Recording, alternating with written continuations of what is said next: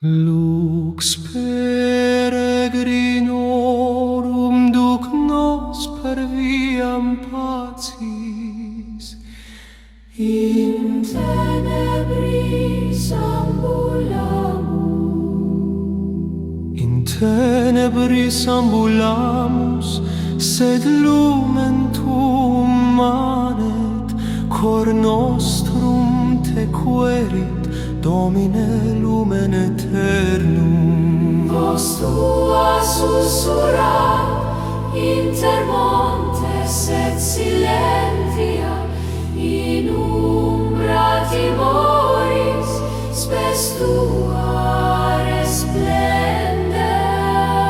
Illumina Christe iter errantium, illumina corda querentium.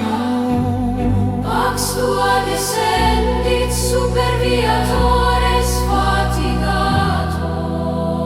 Manus tua leva, qui in lacrimis sunt.